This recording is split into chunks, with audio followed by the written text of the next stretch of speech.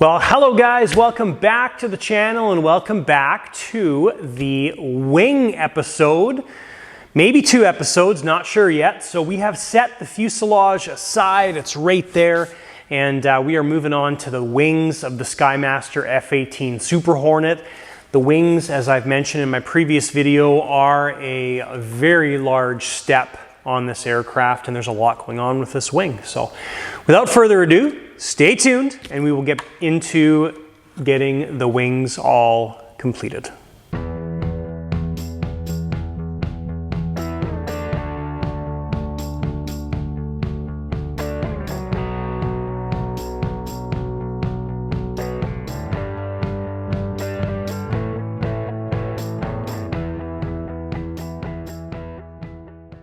All right guys, so wings. Basically we've got 3 big things going on here initially.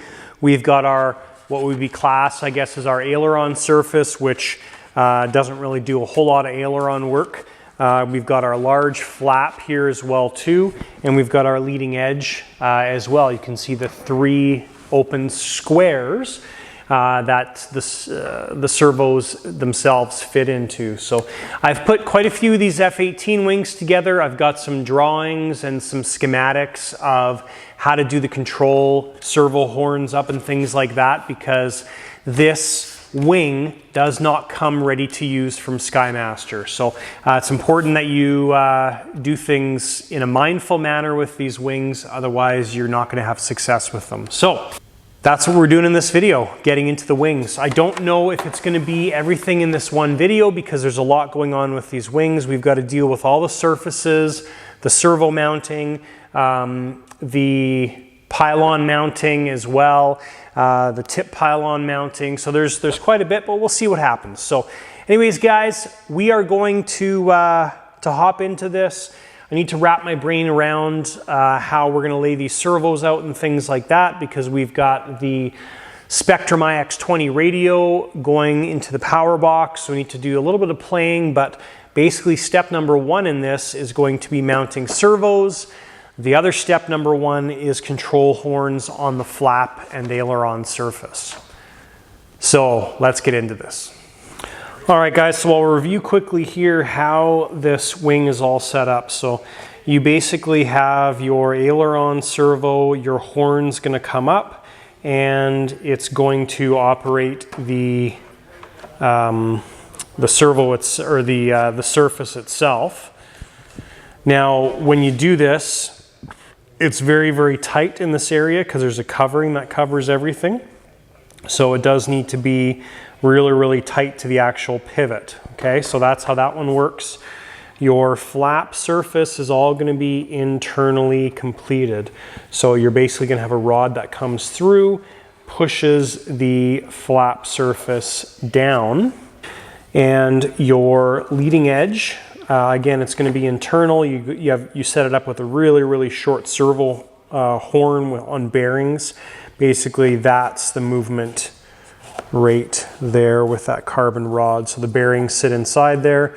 Not a ton of movement, maybe half inch on the servo. So, but that's basically how your linkages are all set up on this wing. All right, so I just spent a couple hours getting our channel layout and everything done and organized in the power box. Won't bore you with that stuff, but that is pretty much done, and I've got the plan all laid out.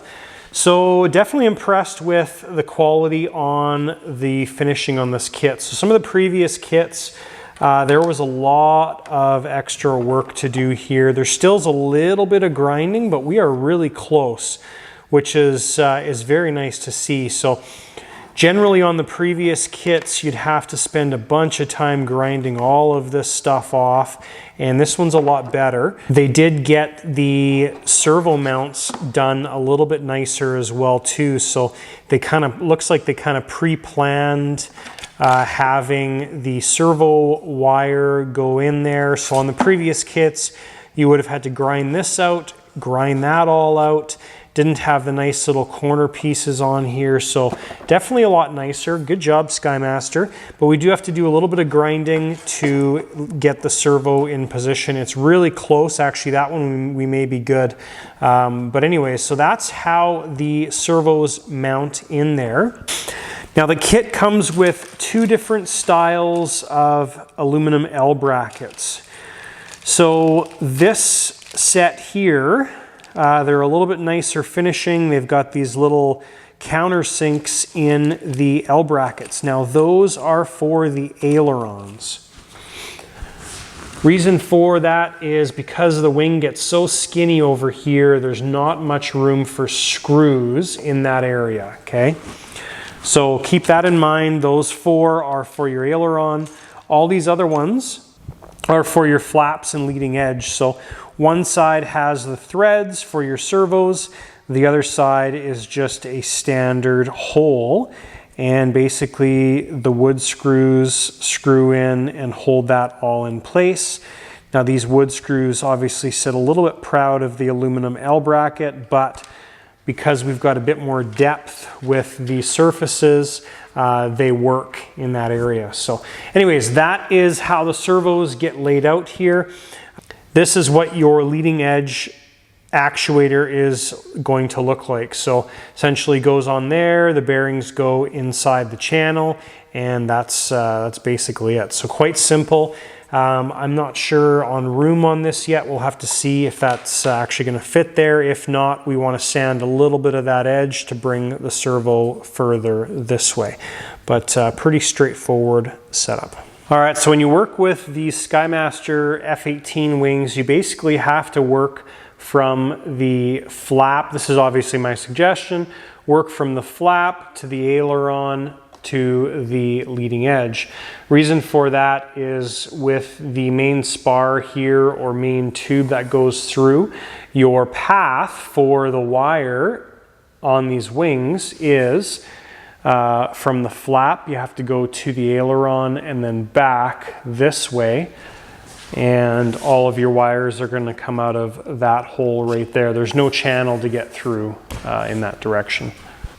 So we're going to run some string to over here first, but this is kind of what you're looking at with the main flap servo. So again, Skymaster did a great job on this wing or these wings. Everything fits really nicely. I just sanded a little bit off of where the servo sits in, and it actually tucks in there beautifully.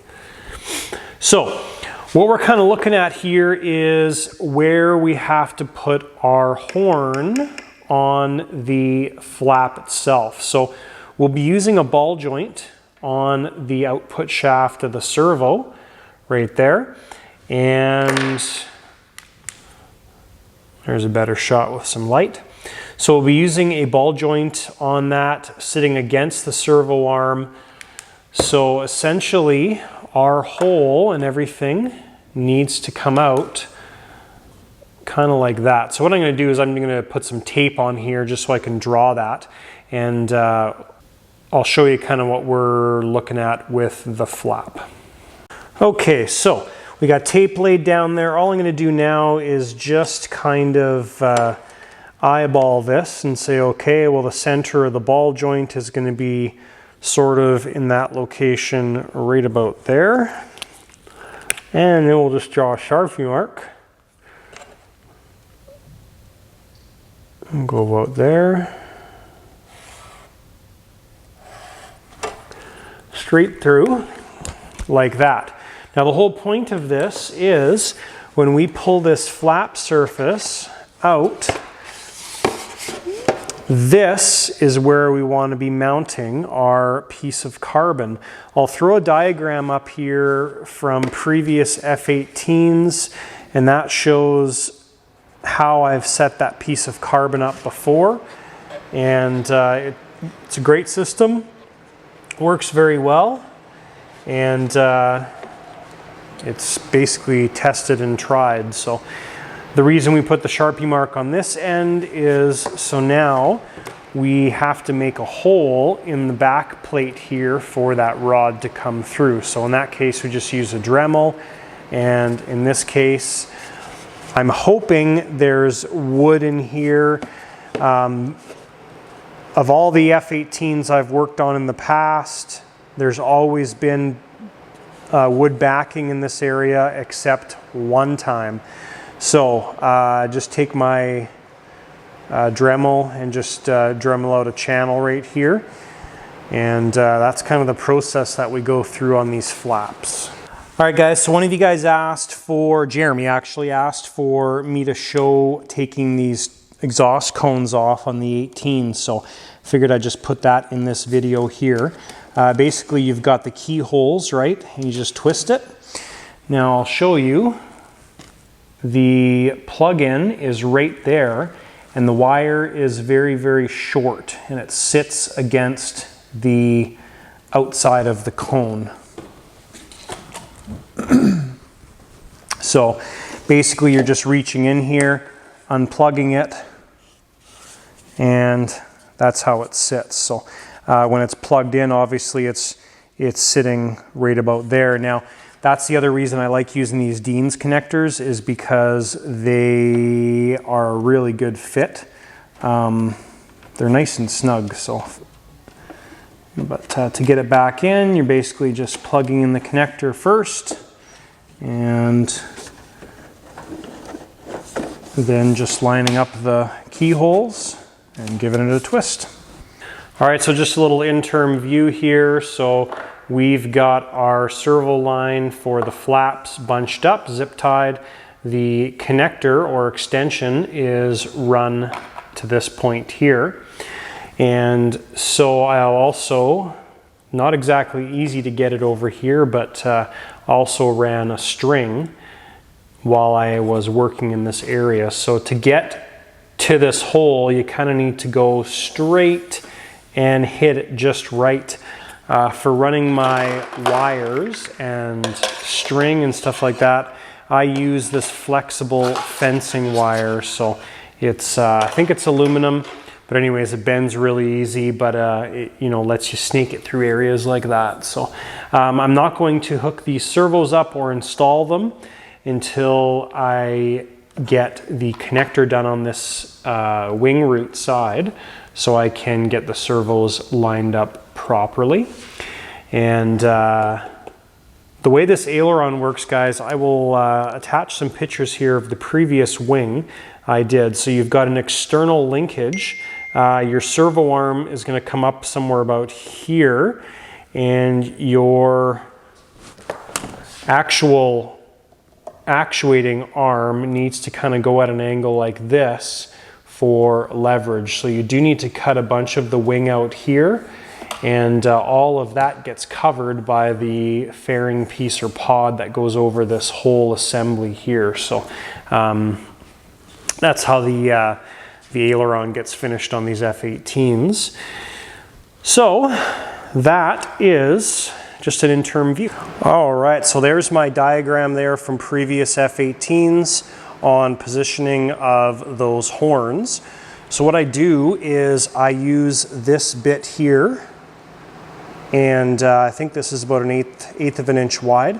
Anyways, this makes a wide enough channel in the surface where you can then install the carbon horn that's included with the kit. So on this end we use a clevis because it fits really well and nice and strong. We know that from testing clevises in the past. And on the servo side we use a ball joint, and it's a good system. So that's basically why we need all of this stuff laid out like this. So we've got our line here. We basically make our hole on the top surface there. We make it excessively big so we've got lots of play, and we can achieve this position of the flap horn. So that's ultimately the goal for both surfaces. Ideally you want to try and make that as accurate as possible between the two surfaces as well too. So I'm going to grind this one out, and we'll see. Hopefully there's wood backing in there. All right, so we do have wood backing in there, which is awesome. Now you can see the size of the opening here. So we got lots of adjustment, lots of play, lots of depth. I don't think the exact number for this is super important, but you just need to have it repeatable. But you do need a couple important things here when you think about this. So if this is the flap here and we don't have that 16 millimeters, what happens is as the flap comes down, if you have this too low, your rod's going to max out on what would be this surface here. So that's why you do need that height towards the top of the surface. The depth here isn't super important, but this 16 millimeters is definitely important because that pushes the carbon horn towards the top surface of the wing, and as that flap comes down, you do need that height for the rod to actuate. So just something to keep in mind. If you can't achieve these numbers or you come up with different numbers, totally okay. This is just something that's repeatable.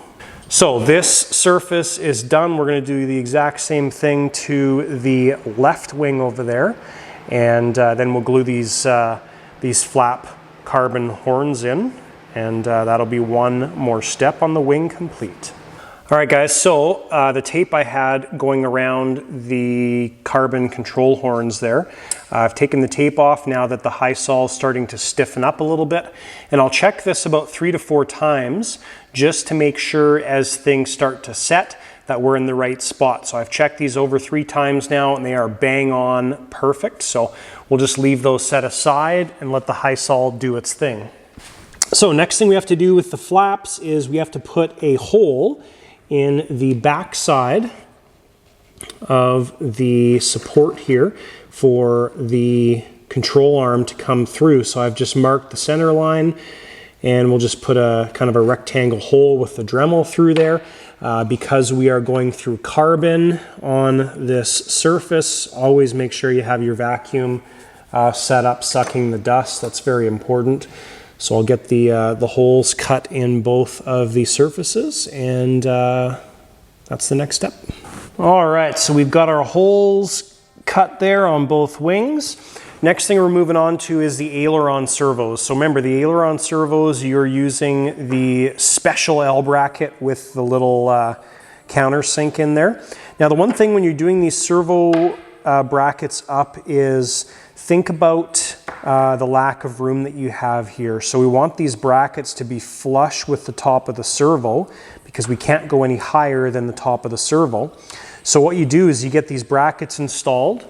Our output shaft is towards the leading edge of the wing or away from the surface. Okay, so we get our brackets installed, flip them upside down, get them nice and level with the top of the servo, and do up the bolts holding everything together. Don't forget the Loctite, of course. And now, when we get this installed, it's going to be nice and flush with the top of that servo skin and all that kind of stuff. So that is how we get the aileron servo set up. So a couple things here. When you get this one installed, unfortunately, Skymaster put the little dog bone thing here on the wrong side. And when I say wrong side, I'll try and explain to you what I mean here. So basically our servo is going to be installed like that. That's our output shaft. We're going to have a ball joint on this side, the output side. And basically we need to make a cutout in the wing. So we're going to grind the wing out in this area right here. If I can find some pictures of the previous wings, I'll throw them up. But that is where we are putting the grind down area. And then our horn is going to be on the other side of that surface. So the goal here is we want to get downward motion with the aileron to match the flap. And then we also need to get a little bit of up movement, 15 degrees, not much, not critical, but it's nice to have if you can. So what that means is when I flip this over, you can see that we've got the cutout in the wing already for the dog bone. Our control horn is going to go right beside that area. So we're going to have a slot cut in the wing just like we did on the flaps right here beside that cutout. Now, it's important in this situation that you keep everything as tight as possible because that cover needs to go over everything here. So just to give you an idea of what we've got, basically this is kind of what the cover is going to be doing. Now we do have on the Hornet a little bit more room here, which is actually really nice. On the CD models, I think these pods are a little bit tighter, but you still don't have tons of free play area. So what happens is this gets mounted on like that, covers the servo linkage and all that stuff, which is great. And then this piece here mounts to the back side, and that hinges all together kind of like that. So that's the amount of room that we have to play with, and obviously you have to work within that space. All right, so a couple important steps here with the aileron. Number one, keep in mind that these brackets have a little curvy bit to them. So you do have to do a little bit of sanding right there so the servo sits nice and tight against the little mounts. Okay, so that part's done. And what I've done here is get the servo installed and ran a piece of tape parallel with the face of the servo horn, but spaced off a little bit to allow for the ball joint to sit there. So kind of like that. And that was just basically, I put that there so we had the outer edge of where that ball joint needs to be. And that's the whole reason for that. And then what I did was mark out on my actual aileron surface where we're going to mount that horn. So we're going just beside the cutout for the dog bone here. And that will give us enough room to, number one, mount the carbon horn in there. And number two, it fits within our space requirements of our little cover here as well. So that should all work out perfectly.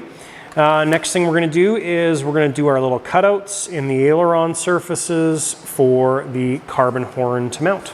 All right guys, so my aileron surfaces are done as well. I made a change on this. I'll show you what it is shortly.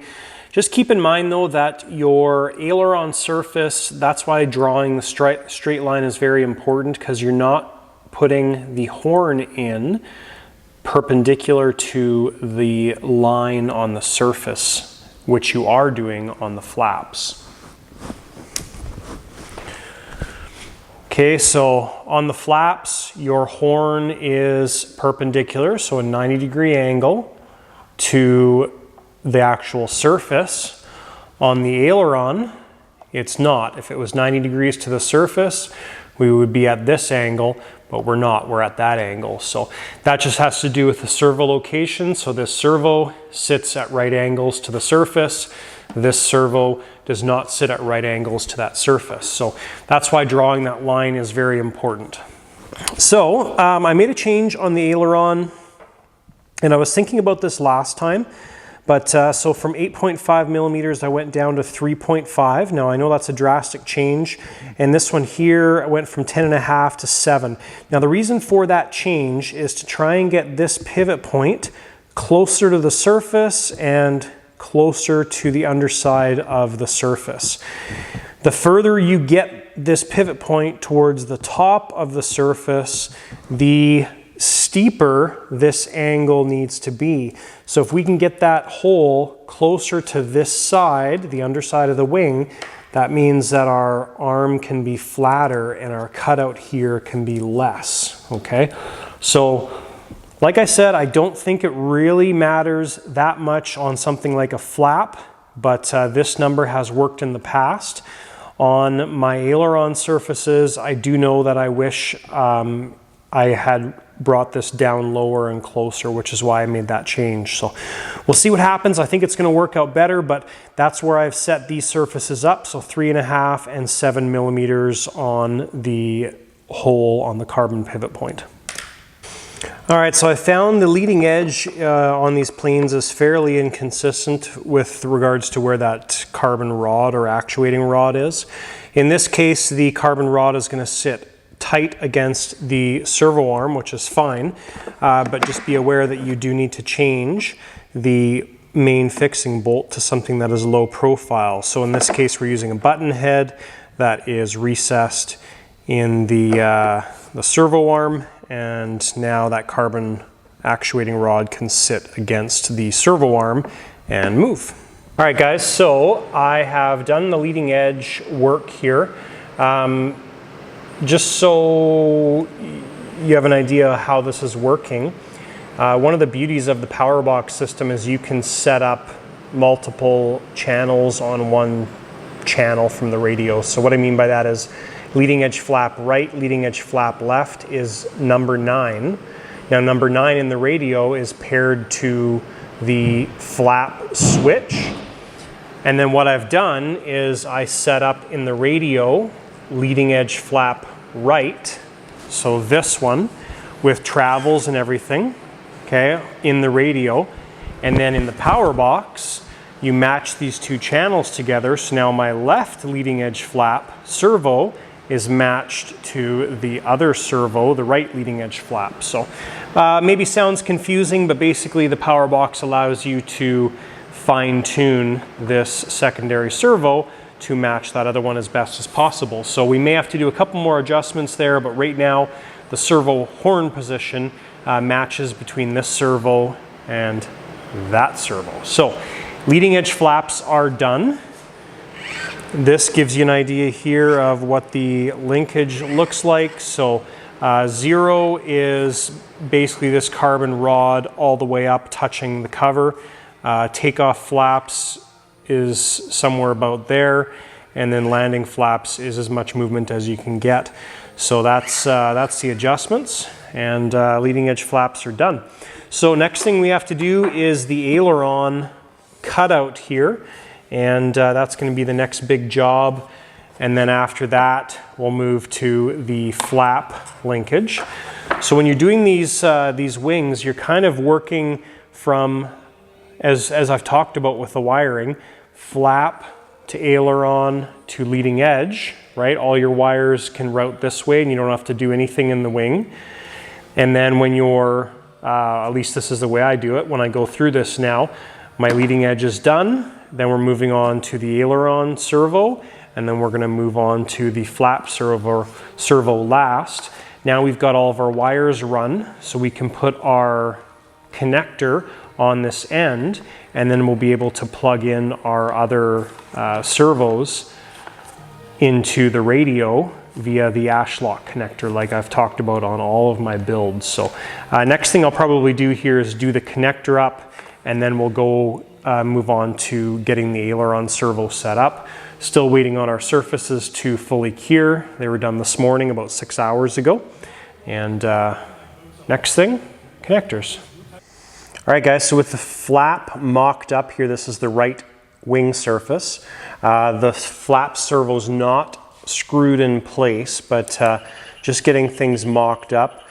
I've got, right now, that is 110 millimeters of travel, and the manual calls for 75 millimeters of travel, but around 90 is a good number. So we've got plenty of servo travel here, or flap travel, but that's what our linkage and everything looks like. So just wanted to find out the max travel that we had to make sure there was going to be enough, which we are good to go. Now what I'm going to do with this servo is I need to get the flap servo arm mounted on good and everything.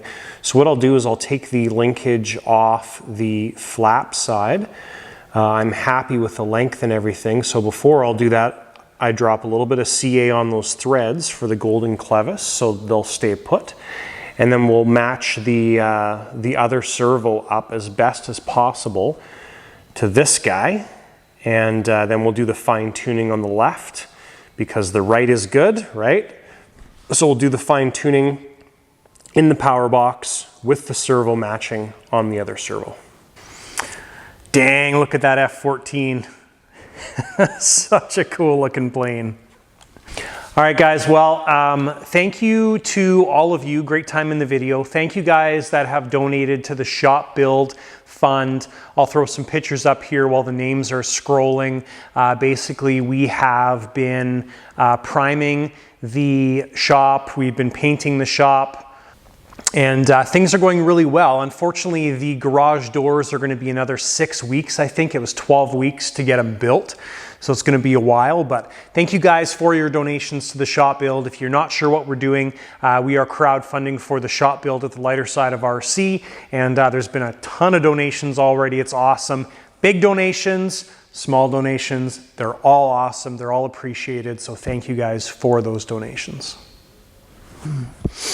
Okay, guys, so basically we have the flaps on the aircraft done. Now what I do is I take my angle finder here, we'll just use mid as an example, put it on the master, which is the right flap. We can take that, put it on the left flap, and we are bang on even between these two surfaces. We can go zero flap or flap off, and I've already adjusted this, but take the ruler, make sure we're straight all the way across the bottom of the wing. So that's definitely the beauty of the Powerbox servo matching, is we can have, as I mentioned, the master servo match this one to that servo. And now on the radio, when we go into the flap menu and adjust to the zero flaps, mid flaps, full flaps, they're going to match up perfectly even, which is great. So the flaps on this aircraft are effectively done. So some awesome progress on these wings, but as I originally predicted, this is definitely be a two-part video for the wings. So we got the leading edge done, we got the flap servo mounted, we got the aileron servo mounted. So in the next video, we'll be starting off with getting the ailerons completed, and then we'll move into all the finishing touches on the wing, all the covers and all that stuff. So next video will definitely be very in-depth, but more so with all the finishing aspects of the wing. So F-18 build from Skymaster is going awesome. If you haven't seen it already, we just did the unboxing of the F-14 from Skymaster, which is also awesome. Really looking forward to that build. But thanks guys for watching. If you have any questions or comments, list them down below. If you have any build inquiries or anything important that you really need a response from me on, make sure you reach out to me by email. The chat section or comment section on YouTube is not always great. So sometimes I will not see your comments. Sometimes I don't see them for months. So anyways, send me an email if you need to speak with me or have anything to talk about. Basically, the lighter side of RC at gmail.com. That's listed down below. And we got some exciting things coming, guys. We've got the F-14 build. We've got an unboxing of a Boomerang Ranger coming very soon. We are going to be building that on the channel as well too. So definitely some cool builds coming up that are for everybody, whether you're a seasoned veteran turbine pilot or a brand new newbie. Hopefully we're teaching you something and you're learning something. So thanks guys for watching. We'll see you in the next video.